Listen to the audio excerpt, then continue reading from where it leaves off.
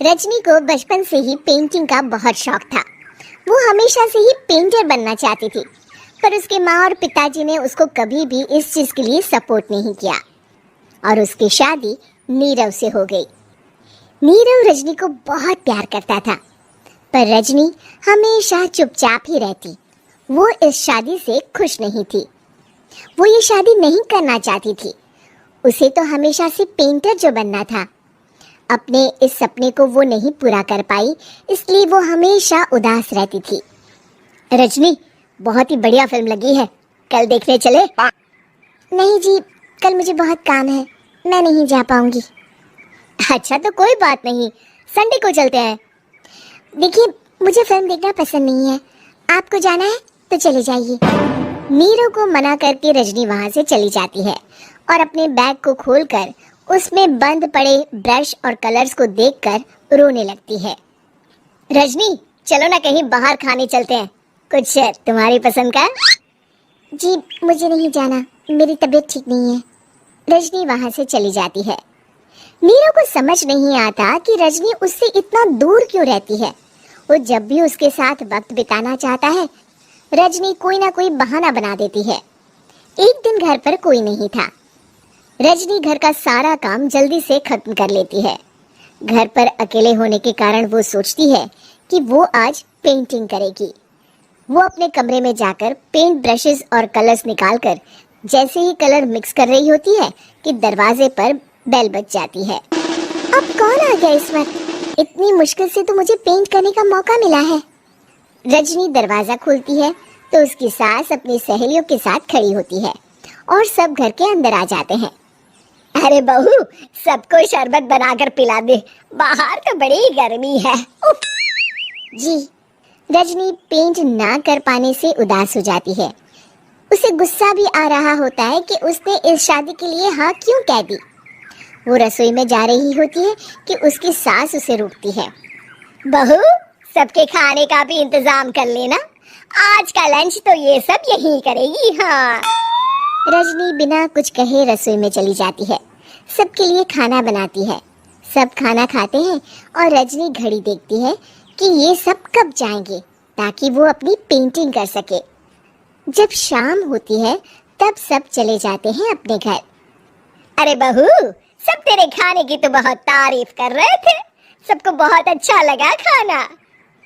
आपको मुझे सुबह बताना चाहिए था ना कि आपकी सहेली आ रही है।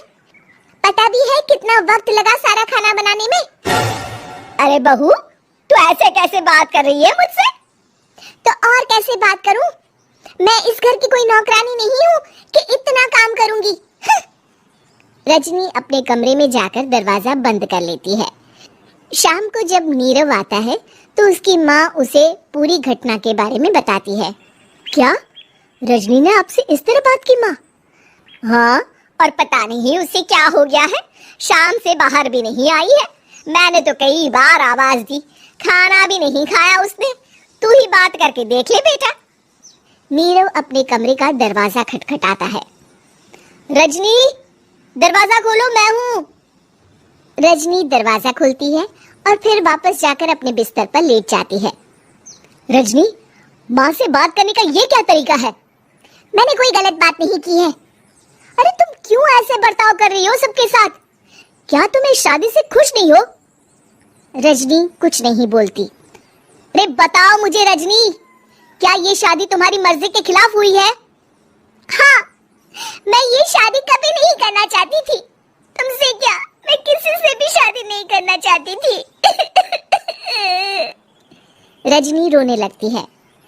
चुप हो जाओ रजनी, बताओ मुझे, तुम क्यों नहीं करना चाहती थी शादी? रजनी बेड के नीचे से अपने पेंटिंग्स, कलर्स, ब्रश, पेपर्स निकालती है। इतने में उसकी सास भी कमरे में आ जाती है। ये देख रहे हो, ये थे मेरे सपने। मैं पेंटर बनना चाहती थी, पर माँ पापा ने कभी सपोर्ट नहीं किया और मेरी शादी करवा दी। मेरे सारे सपने टूट गए। हर वक्त बस गुस्सा आता रहता है मुझे। मैं जानती हूँ कि आप लोगों की इसमें कोई गलती नहीं है, पर मैं क्या करूँ, मुझे समझ में नहीं आता।